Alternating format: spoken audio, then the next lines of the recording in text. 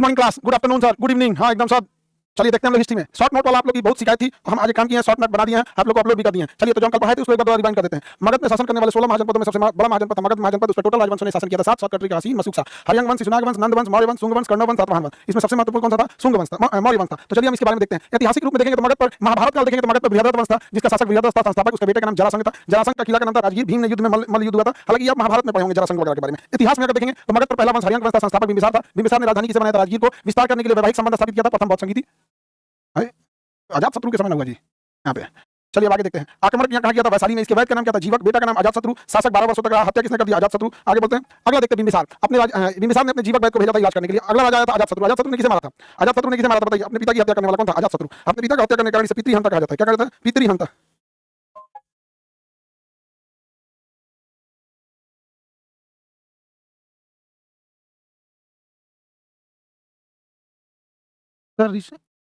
ऋचाएं मंत्र वगैरह को बोलते हैं। अजातशत्रु के बारे में बताते हैं। अजातशत्रु को पिंती हंता या कुनिक कहा जाता है। इसे राजगीर के किला की घेराबंदी कराई थी। प्रथम बौद्ध संगीति हुई थी। आक्रमण करके वैशाली जीत लिया था। इसके गुप्तचर का नाम वस्कार था। नए हथियार ये बनाए थे, रथ मूसल तथा महाशिलाकंटक। इसने वैवाहिक रणनीति किया। इसके बेटा का नाम उदयन था। ये 32 वर्षों तक शासन किया। उदयन ने हत्या कर दिया किसका? अजातशत्रु का। हत्या कर दिया इसकी, उदयन नहीं कर दिया। अगला आएगा उदयन, राजधानी पाटलिपुत्र का बताया ना। अंतिम शासक नागदशक था। नागदशक के बाद अगला देखेंगे शिशुनाग था। शिशुनाग वंश में सबसे योग्य शासक कालाशोक था, जिसने राजधानी वैशाली को बनाया और द्वितीय बौद्ध संगीति हुई। कल पढ़ाए थे इसको। इस वंश का अंतिम शासक नंदीवर्मन था। इस पर याद रखने की जरूरत नहीं है। अगला वंश आएगा नंद वंश। नंद वंश में महापद्म नंद आएंगे। संस्थापक क्षत्रियों से नफरत करता था, कलिंग पर आक्रमण किया था। नंद वंश का सबसे दुष्ट शासक धनानंद था, या अयोग्य था, नहर निर्माण नहीं कराया था, या अंतिम शासक था। इसकी हत्या किसने कर दिया? चंद्रगुप्त मौर्य ने कर दिया था। सिकंदर के आक्रमण को देखते हैं हम लोग। बोलिए, तो कल पढ़ा दिए थे सर। ये वाला नोट अपलोड करा दिया? हाँ ये वाला अपलोड करा देंगे, बिल्कुल लोड करा देंगे। बोलिएगा तो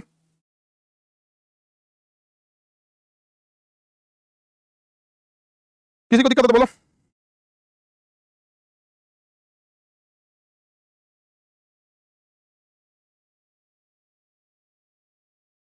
हाँ आपका कमेंट देख रहे हैं बाबू। चलिए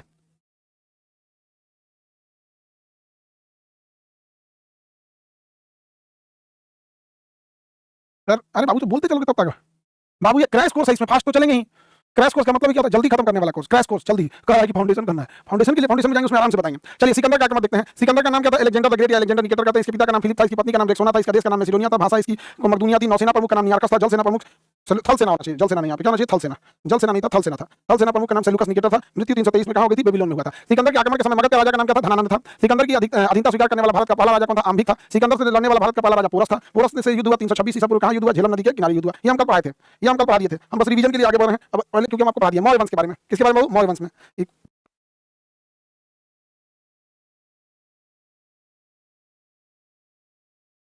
चलिए अब यहाँ से आगे बढ़ते हैं मौर्य वंश में। यहाँ चलते हैं मौर्य वंश में। देखो चलिए मौर्य वंश में जूम कर दीजिए सर, बिल्कुल जूम कर दिए। देखिए जूम कर दिए।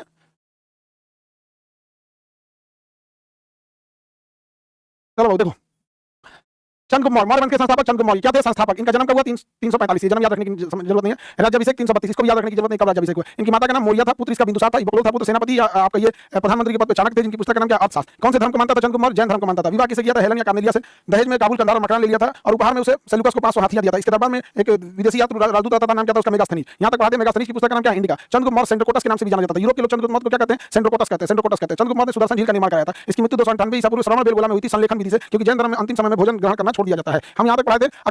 अकाल में दिए गए राहत सामग्री की जानकारी किस अभिलेख से मिलती है? सागर अभिलेख से। जहां तक पढ़ा दिया था वहां तक फास्ट चलेंगे बाबू, उसके बाद हम फिर आपको स्लो चलेंगे। जहां तक पढ़ाए थे वहां तक फास्ट चलेंगे। कल ही पढ़ाए थे अकाल के समय दी गई जानकारी राहत सामग्री को किस में मिलते हैं? सागर। थोड़ा और बड़ा कर दे, थोड़ा और बड़ा कर दे। चलो ठीक है, ज्यादा ही बड़ा हो गया। चलिए देखिए, अकाल के समय दी गई राहत की जानकारी किसमें? सागर अभिलेख से मिलती है। किस अभिलेख से मिलती है? सागर अभिलेख से मिलती है। सागर अभिलेख से। अगला देखते हैं चंद्रगुप्त मौर्य का पश्चिमी विस्तार की जानकारी जूनागढ़ अभिलेख से मिलती है। बताइए जूनागढ़ अभिलेख में किस झील की चर्चा है? सुदर्शन झील की चर्चा है। जूनागढ़ अभिलेख में सुदर्शन झील की चर्चा है। रुद्रदामन का अभिलेख है यहाँ पर। चंद्रगुप्त मौर्य का पूर्वी विस्तार की जानकारी बंगाल में महास्थान से मिलती है। भारत का मैकियावेली कौटिल्य को कहा जाता है। कौटिल्य की पुस्तक का नाम क्या? अर्थशास्त्र। अर्थशास्त्र का संबंध किससे? राजनीति से। इसमें कितने लेसन है? 15 लेसन है। अर्थशास्त्र में टोटल लेसन की संख्या कितने हैं? 15। इसने राजा बनने के लिए 7 गुणों की चर्चा किया है, जिसे कहते हैं राजा का सप्तांग सिद्धांत। यहाँ से क्वेश्चन आएगा बाबू, समझो ध्यान से। चंद्रगुप्त मौर्य के दरबार में सबसे प्रमुख विद्वान चाणक्य रहते थे। चाणक्य की पुस्तक का नाम है अर्थशास्त्र। चाणक्य की पुस्तक का नाम क्या है? अर्थशास्त्र पुस्तक का नाम है। और चाणक्य की पुस्तक अर्थशास्त्र में टोटल 15 लेसन है, जिसे हम अधिकरण कहते हैं। 15 लेसन है, जिसे हम क्या कहते हैं? अधिकरण कहते हैं। आगे बढ़े। टोटल कितने अधिकरण है अर्थशास्त्र में? कितने अधिकरण है? वेरी गुड, 15 अधिकरण। अर्थशास्त्र का संबंध राजनीति से अर्थशास्त्र है। अर्थशास्त्र का संबंध राजनीति से अर्थशास्त्र है। ठीक है, राजनीति से। आगे बढ़ते हैं। अर्थशास्त्र में राजा बनने के लिए कितने गुण दिए गए? अर्थशास्त्र में राजा के लिए कितने गुण दिए गए?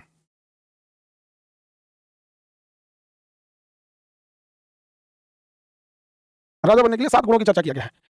सप्तांग सिद्धांत में राजा मजबूत होना चाहिए, उसके मंत्री मजबूत होनी चाहिए, जनता विश्वासी होनी चाहिए, किला मजबूत होना चाहिए, मित्रों से संबंध अच्छा होना चाहिए, धन अच्छा होना चाहिए और न्याय व्यवस्था बहुत अच्छी होनी चाहिए। न्याय व्यवस्था बहुत ही अच्छी होनी चाहिए। ये है आपका किस चीज का सिद्धांत? किस चीज का सिद्धांत है बाबू?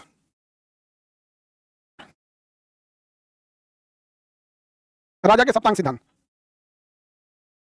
राजा बनने के लिए सिद्धांत। इसके बाद इसका बेटा आएगा बिंदुसार। हम कल पढ़ाए थे थोड़ा बहुत बिंदुसार के बारे में, देखते हैं कितने लोग को ध्यान है, कितने लोग को नहीं है। चंद्रगुप्त मौर्य के बिंदुसार के बारे में कल हम कुछ पढ़ाए थे। देखिए बिंदुसार गद्दी पर बैठता है 298 ईसा पूर्व, जब चंद्रगुप्त मौर्य मर जाता है। कितने लोग बताएंगे चंद्रगुप्त मौर्य भारत के किस राज्य में मृत्यु हुई थी? चंद्रगुप्त मौर्य की मृत्यु कहाँ हुई थी? चंद्रगुप्त मौर्य जैन धर्म को मानता था, संलेखन विधि यानी जैन धर्म में अंतिम समय भोजन और जल लेना छोड़ दिया जाता है, भोजन वगैरह, तो उनकी मृत्यु हो गई। संलेखन विधि कहते हैं 298 ईसा पूर्व। कर्नाटक के किस स्थान पर हुई थी? श्रवण बेलगोला, वेरी गुड, श्रवण बेलगोला, कर्नाटक के श्रवण बेलगोला में हुई थी। तो शासक अगला कौन बनता है? बिंदुसार। पूरा बकलोल शासक था। इसके बारे में कहा जाता था कि एक योग्य पिता का पुत्र था और योग्य पुत्र का पिता था, बैल था और किसी काम का नहीं था। इसे अमित्रघात कहा जाता है। आजीवक संप्रदाय को मानता था, 16 राजाओं का विजेता, तारानाथ ने कहा था 16 राजाओं का विजेता कहा जाता है इसे।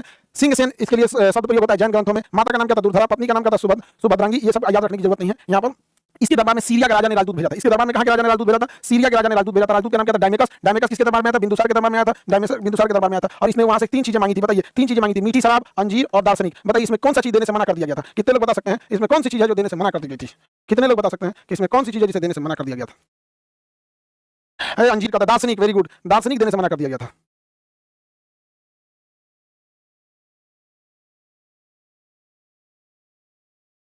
दार्शनिक देने से मना कर दिया गया था। तक्षशिला में विद्रोह को खत्म करने के लिए बिंदुसार ने सुसीम को भेजा, लेकिन सुसीम से दबा नहीं पाया तो अशोक को भेजा। अशोक ने श्रीनगर की स्थापना कर दिया था। अशोक के बारे में हम कल कुछ हद तक बताए थे, आज आपको अशोक के बारे में डिटेल से पढ़ाएंगे। अब यहाँ से आराम से, यहाँ से आपको नहीं पढ़ाए थे, चलिए यहाँ से आपको आराम से पढ़ाएंगे। कल तो पढ़ा दिए थे। चलिए रेडी हैं आप? रेडी हैं? रेडी हैं? रेडी हैं आप सब? आप सब रेडी हैं?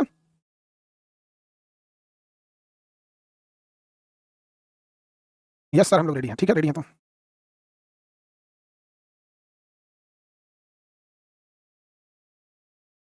चलिए। अशोक का नाम आता है देव नाम प्रियदर्शी। इसका जन्म याद रखने की जरूरत नहीं है। राज्याभिषेक याद रखिएगा 269 ईसा पूर्व। राज्याभिषेक याद रखेंगे 269 ईसा पूर्व। तक्षशिला में हुए विद्रोह को दबाने के लिए पहली बार अशोक को भेजा गया। अशोक ने श्रीनगर शहर की स्थापना किया था। स्थापना राजतरंगिणी से जानकारी मिलती है। अशोक की कलिंग के बारे में देखिए, श्रीनगर के बारे में जो जानकारी मिलती है वो किसके पुस्तक से मिलती है? राजतरंगिणी से मिलती है। कल हमने लिखा है राजतरंगिणी। इसके राज्याभिषेक जब हुआ था तो राज्याभिषेक के 8वें वर्ष, राज्याभिषेक हुआ 269 और राज्याभिषेक के 8वें वर्ष यानी 261 में इसने कलिंग पर आक्रमण कर दिया। कहां आक्रमण कर दिया? कलिंग पर। और सबसे भीषण आक्रमण था इसका कलिंग पर। इसने क्या कर दिया? आक्रमण कर दिया। कलिंग पर जब इसने आक्रमण किया तो 2 सवाल आते हैं कलिंग पर आक्रमण से। उस समय कलिंग के राजा का नाम नंदराज। कलिंग पर आक्रमण 261 ईसा पूर्व, चौथे वर्ष राज्याभिषेक के 8वें वर्ष, क्योंकि राज्याभिषेक इसका 269 में हुआ था। और कलिंग में भीषण नरसंहार देखकर अशोक का हृदय परिवर्तित हो गया और कलिंग युद्ध के बाद ही अशोक ने बौद्ध धर्म को अपना लिया। अशोक ने कौन से धर्म को अपना लिया? बौद्ध धर्म। बौद्ध धर्म अपनाने के लिए प्रेरणा उसको अपने क्या नाम है, भतीजा निग्रोध से मिली और शिक्षा दिया था उपगुप्त ने। इसे शिक्षा किसने दिया? उपगुप्त ने दिया था। और यहाँ पर कलिंग के युद्ध के बारे में अब आगे बढ़ते हैं। कलिंग के युद्ध के बारे में बताइए। अशोक का राज्याभिषेक 269 ईसा पूर्व, कलिंग पर आक्रमण 261 ईसा पूर्व, राज्याभिषेक के चौथे वर्ष इसने कलिंग आक्रमण किया था। राज्याभिषेक के चौथे वर्ष कलिंग आक्रमण किया था। सर रिपीट कर दीजिए एक बार, रिपीट हो रहा है। अरे अब नहीं होगा रिपीट। 8वें वर्ष किया था।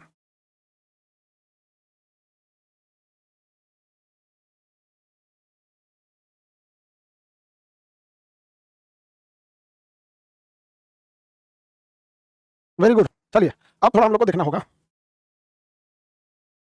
यहाँ देखिए अशोक के बारे में डिटेल से। अशोक को पत्थरों पर अभिलेख लिखने की प्रेरणा ईरान के शासक डेरियस से मिली थी। भारत में सर्वप्रथम अभिलेख का प्रचलन अशोक ने किया था। हालांकि अशोक को अभिलेख लिखने की प्रेरणा किससे मिली थी? डेरियस से मिली थी। अशोक के शिलालेख की खोज अलग अलग लोगों ने किया था, लेकिन पढ़ने के लिए सबसे पहले किसने किया था? जेम्स प्रिंसेप ने। अशोक के शिलालेख को पढ़ने में सफलता किसे मिली थी? जेम्स प्रिंसेप को। भारत में सबसे पहले शिलालेख लिखवाने वाला शासक का नाम क्या था? अशोक। अशोक को यह प्रेरणा ईरान के शासक डेरियस से मिली थी। अशोक के अभिलेखों को पढ़ने में सबसे पहली सफलता जेम्स प्रिंसेप को मिली थी। अशोक ने जो अभिलेख लिखे हैं उसमें ज्यादातर की भाषा जो है ब्राह्मणी लिपि में। कौन सी लिपि में? ब्राह्मणी लिपि में। अशोक के अभिलेख किस लिपि में लिखे गए हैं? अशोक के अभिलेख ब्राह्मणी लिपि में लिखे गए। अशोक के जो अभिलेख लिखे गए हैं वो ब्राह्मणी लिपि में लिखे गए हैं। चलिए तब आगे बढ़ते हैं हम लोग। आपसे सवाल पूछते हैं, देखते हैं बता पाते हैं कि नहीं। तो उससे पहले हम दिखा लें, हालांकि खरोष्टी लिपि, अरामाइक लिपि और ग्रीक लिपि में भी है, लेकिन अशोक का सर्वाधिक अभिलेख ब्राह्मी लिपि में मिला है। अशोक का सर्वाधिक अभिलेख ब्राह्मी लिपि में मिला है। अशोक के सर्वाधिक अभिलेख ब्राह्मी लिपि में मिला है। अशोक बहुत दानवीर था। अशोक के पिता का नाम क्या था? तो अशोक के पिता का नाम था बिंदुसार। और बिंदुसार जैन धर्म को नहीं मानता था, बिंदुसार मानता था आजीवक संप्रदाय को। बिंदुसार मानता था आजीवक संप्रदाय को। अब तो अशोक के पिता का नाम था बिंदुसार और अशोक ने अपने पिता बिंदुसार के लिए आजीवक संप्रदाय के भक्तों को बराबर की पहाड़ी, गया नवादा के पास एक जगह है, गया के पास बराबर की पहाड़ी में 4 गुफाओं का निर्माण कराकर और आजीवक संप्रदाय के भक्तों को दे दिया। अशोक ने आजीवक संप्रदाय के भक्तों को कितने गुफाएं दिए थे? 4 गुफाएं दिए थे। चारों का नाम है कर्ण, चोपड़ा, सुदामा, देखिए कर्ण, लोमस, सुदामा और विष झोपड़ी, ये सब अशोक ने गुफाओं को दे दिया था। आगे बढ़े, अशोक के अभिलेखों से इतनी जानकारी मिलती है। अब आगे बढ़ते हैं, अशोक के स्तंभ लेख को देखते हैं। इससे पहले कुछ सवाल आगे बढ़े, आपसे सवाल पूछते हैं। चलिए रेडी होइए, एक बार में आंसर आना चाहिए। देखते हैं कितने लोग देते हैं। रेडी? रेडी हैं तो चलिए। अशोक ने राज्याभिषेक कितने ईसा पूर्व कराया था? अशोक ने अपना राज्याभिषेक कितने ईसा पूर्व कराया था? 269, ठीक है। अशोक ने राज्याभिषेक के चौथे वर्ष कलिंग पर आक्रमण किया था। अशोक ने जब कलिंग पर आक्रमण किया तो चौथे वर्ष, राज्याभिषेक के चौथे वर्ष आक्रमण किया था 8वें वर्ष। अशोक ने कलिंग पर आक्रमण कितने ईसा पूर्व किया था? अशोक ने कलिंग पर आक्रमण कितने ईसा पूर्व किया था? हाँ ठीक है, 261 ईसा पूर्व किया था। अशोक ने जब कलिंग पर आक्रमण किया तो उस समय कलिंग का राजा कौन था? अशोक ने जब कलिंग पर आक्रमण किया तो उस समय कलिंग का राजा कौन था? नंदराज, कलिंग का राजा था नंदराज। इसकी जानकारी हाथी गुफा अभिलेख से, खारबेल की हाथी गुफा अभिलेख से मिलती है। नंदराज था यहाँ पे। अशोक भारत में पहला हृदय परिवर्तित हो गया। भारत में सबसे पहले अभिलेख लिखने की प्रारंभ अशोक ने किया था, जिसे पढ़ने की शुरुआत जेम्स प्रिंसेप ने किया था। कितने लोग बता सकते हैं कि अशोक को शिलालेख लिखने की प्रेरणा ईरान के किस शासक से मिली थी? अशोक को शिलालेख लिखने की प्रेरणा ईरान के किस शासक से मिली थी? डेरियस, डेरियस से मिली थी। वाह, डेरियस से मिली थी, डेरियस। चलिए अब अशोक के हम आगे के शिलालेखों को चर्चा करेंगे, उससे पहले हम लोग आगे बढ़ते हैं। देखिए अशोक के 7 स्तंभों में देखते हैं प्रयाग स्तंभ। देखिए ये कौशाम्बी के पास था प्रयाग स्तंभ। इसे अकबर ने कहां लेके चलाया? इलाहाबाद में लेके चलाया। इसे रानी का अभिलेख कहते हैं। अशोक अपनी सारी पत्नियों में सबसे ज्यादा कारुआकी को मानता था। पहले के जमाने की लड़की सब सीधा रहती थी सब, तो पहले इंसान 2-4 को ब्याह कर लेता था। आज कोई लड़की सब 2 को 3 को ब्याह करो, ड्राम में पैक हो जाओगे तुम, नीला काला सब ड्राम में पैक हो गए। समझ गया? आज के टाइम पे 2 को ब्याह करना खतरों से खाली नहीं है।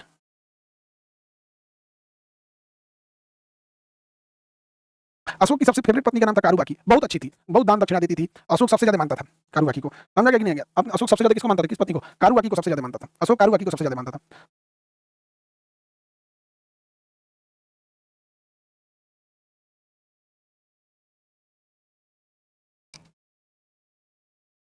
देखिए अशोक का जो कौशाम्बी अभिलेख था उसे प्रयागराज कौन लाया था? अकबर। अशोक के कौशाम्बी अभिलेख को प्रयागराज लाने वाले अकबर थे। और अशोक का एक हरियाणा के टोपरा में अभिलेख था, उसे दिल्ली लाने वाला फिरोज शाह तुगलक। तो अशोक के अभिलेखों को ले आने स्थानांतरित करने वाला या फिर एक जगह से दूसरी जगह ले जाने वाला कौन था? तो अशोक के अभिलेखों को एक जगह से दूसरी जगह ले जाने वाला का नाम क्या था? तो फिरोज शाह तुगलक जो था, फिरोज शाह तुगलक ये टोपरा से कहा आया था दिल्ली। और वही अकबर को बात करेंगे तो कौशाम्बी से कहा लाया था प्रयागराज। उस समय उसका नाम इलाहाबाद था। अशोक के अभिलेखों को देखिए दिल्ली से मेरठ अभिलेख को भी दिल्ली कौन लाया? फिरोज शाह तुगलक। मेरठ अभिलेख को भी दिल्ली कौन लाया? फिरोज शाह तुगलक। अशोक का रामपुरवा अभिलेख है चंपारण में, लौरिया नंदनगढ़ है चंपारण में, लौरिया अरेराज है चंपारण में। ये सब रुमनदेही अभिलेख है, सबसे छोटा अभिलेख है। रुमनदेही अभिलेख जो है या अशोक का सबसे छोटा अभिलेख है, ये नेपाल में है, लुम्बिनी में धर्म के लिए है रुमनदेही अभिलेख। सबसे याद रखते चलेगा रुमनदेही अभिलेख कहाँ है? लुम्बिनी में। लौरिया नंदनगढ़, लौरिया अरेराज और रामपुरवा अभिलेख, रामपुरवा अभिलेख, रामपुरवा अभिलेख ये सब कहाँ है? रामपुरवा अभिलेख सब चंपारण में है। बताइए तो दिल्ली टोपरा अभिलेख को दिल्ली को लाया फिरोज शाह तुगलक, मेरठ अभिलेख को दिल्ली को लाया फिरोज शाह तुगलक, प्रयागराज स्तंभ को लेके सॉरी कौशाम्बी को प्रयागराज को लाया अकबर लेके आया। सबसे छोटा अभिलेख रुमनदेही है। कहाँ पर है? लुम्बिनी में। कहाँ पर है? लुम्बिनी में। अशोक के शिलालेखों की चर्चा करेंगे तो पहले इतना याद हो गया, तब अशोक के पहले इतना याद रखिए, रिवाइज कीजिए, फिर हम पूछते हैं। देखिए फटाफट हम पूछते हैं।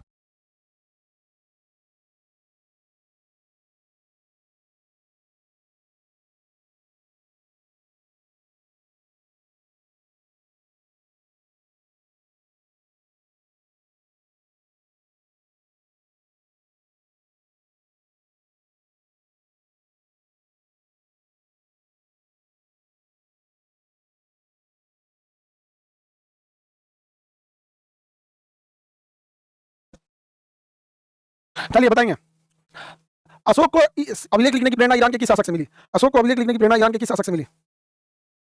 अशोक का सबसे छोटा अभिलेख रुमनदेही अभिलेख कहाँ है?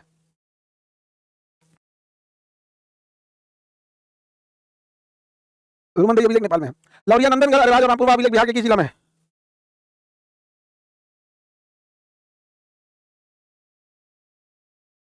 मेरठ अभिलेख को तथा टोपरा अभिलेख को दिल्ली लाने वाला कौन था?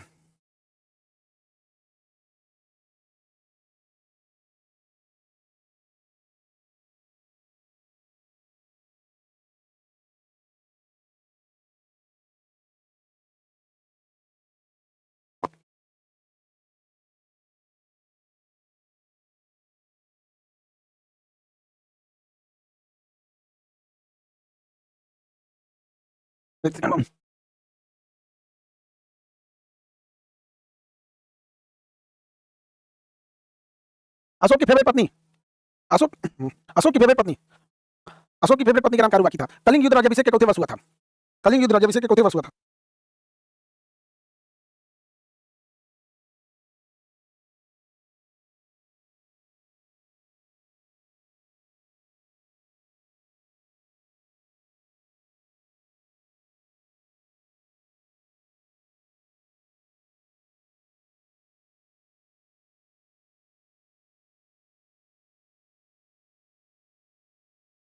चलिए अब अशोक के ना रुमनदेही अभिलेख सबसे छोटा है। अशोक ने एक 14 शिलालेखों का एक ग्रुप बनाया था। अशोक ने 14 शिलालेखों का एक ग्रुप बनाया था जिसे हम कहते हैं चतुर्दश शिलालेख। उसमें से खूब क्वेश्चन पूछता है। उस 14 में से कम 5 को आपको पक्का याद होना चाहिए। उस 14 में से कम 5 को आप लोगों को क्या होना चाहिए? पक्का याद होना चाहिए। पहला में अहिंसा की बात किया है तो पशु बलि की निंदा करेगा, भैया अहिंसा होगा तो पशु बलि की निंदा करेगा। दूसरा में पशु चिकित्सा की बात किया है। किसकी चर्चा किया? पशु चिकित्सा की। और दक्षिण भारत के कई राज्यों की चर्चा किया है, पांड्य वंश, सतीय पुत्र, चेर, लेकिन चोल वंश की चर्चा नहीं किया है। तो क्वेश्चन पूछता है अहिंसा और पशु बलि पर रोक किस पे लगाया है? तो पहला में। और कहेगा कि पशु चिकित्सा पर और चोल की चर्चा नहीं किया है तो दूसरा में। चोल की चर्चा नहीं किया है तो दूसरा में। तीसरा में उसने 3 अधिकारियों की बात किया है, राजुक, युक्तक और प्रदेशक, राजुक, युक्तक और प्रदेशक, राजुक, युक्तक और प्रदेशक, राजुक, युक्तक और प्रदेशक, राजुक, युक्तक और प्रदेशक, राजुक, युक्तक और प्रदेशक।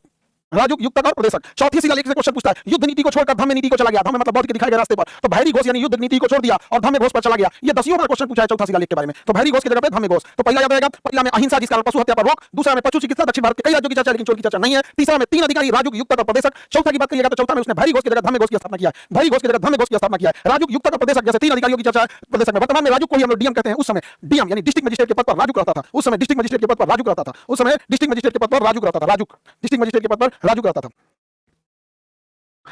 पांचवा शिलालेख में धम्म यात्रा, धम्म महामात्र की चर्चा किया। इसमें क्वेश्चन पूछता है कि एक ऐसा अधिकारी जो देखता था लोग नैतिक आचरण ठीक से जी रहे हैं या नहीं जी रहे हैं, इसी को धम्म महामात्र कहा जाता था। धम्म महामात्र की स्थापना पांचवें शिलालेख में अशोक ने किया था। पांचवें शिलालेख में अशोक ने किया था। धम्म महामात्र की चर्चा पांचवें शिलालेख में अशोक ने किया था। छठवां इंपॉर्टेंट नहीं है, सातवां सबसे बड़ा, लेकिन ये भी क्वेश्चन बहुत कम पूछता है। आठवां से भी क्वेश्चन ना बराबर पूछता है, नौवां से भी छोटे छोटे, 10वां से भी बहुत कम क्वेश्चन पूछता है। 11वां में उसने कहा था बस ऐसे याद रखिएगा मेरे अधिकारी ब्राह्मणों को ना सताए। लेकिन 12वां में पूछेगा स्त्री महामात्र, स्त्रियों की अच्छी स्थिति के लिए उसने स्त्री महामात्र की स्थापना किया था। किसकी स्थापना किया? स्त्री महामात्र की स्थापना कर दिया था। स्त्रियों की अच्छी सुविधा के लिए इसने स्त्री महामात्र की स्थापना किया था। स्त्री महामात्र की स्थापना किया था। वही आप पांचवें शिलालेख में देखेंगे तो धम्म महामात्र, और अगर देखेंगे 12वें शिलालेख में तो 12वें शिलालेख में देखेंगे तो स्त्री महामात्र की चर्चा किया। और 13वां शिलालेख है जिसमें कलिंग की जानकारी दिया है। 13वां शिलालेख में कलिंग की जानकारी दिया गया है। यानी आपको याद रखना, पहला शिलालेख, दूसरा, तीसरा, चौथा, पांचवा, पांचवा के बाद 12 और 13। पहला में बताइए आप लोग क्या क्या होगा, फटाफट हमको बताना चालू कीजिए, आंसर दीजिए। पहला में कहा है अहिंसा नहीं करना है जिस कारण पशु की हत्या पर रोक है। दूसरा है पशुओं की चिकित्सा पे भी ध्यान देना है, पशुओं की चिकित्सा ध्यान देना है। दक्षिण भारत में चोर वंश की चर्चा नहीं किया है। इसमें कौन से राजूक, युक्तक और प्रदेशक नाम के अधिकारियों की नियुक्ति किया है। चौथा में धम्म भैरी घोष की जगह पे, किसकी जगह पे? भैरी घोष की जगह पे धम्म घोष की स्थापना किया है। भैरी घोष की जगह धम्म घोष की स्थापना किया है। पांचवा में धम्म महामात्र की चर्चा किया है। 12वां में स्त्री महामात्र की चर्चा किया है। और 13वां में कलिंग युद्ध की चर्चा किया है। 13वां में कलिंग युद्ध की चर्चा किया है। याद कीजिए। अब हम ये क्वेश्चन पूछते हैं, आपको 1 मिनट का टाइम देते हैं।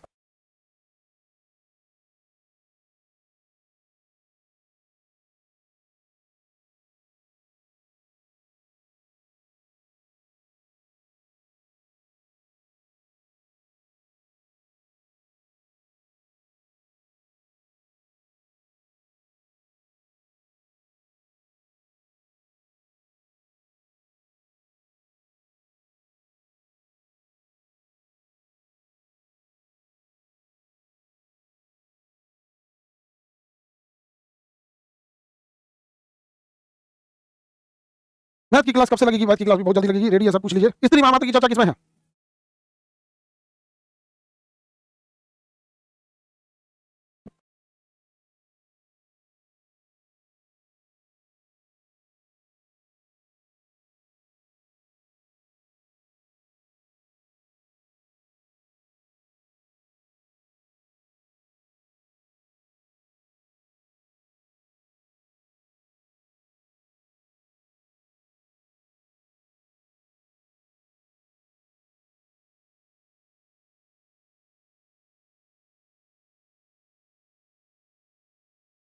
कलिंग युद्ध की जानकारी साउंड कर दिया था, जा गड़बड़ा गया।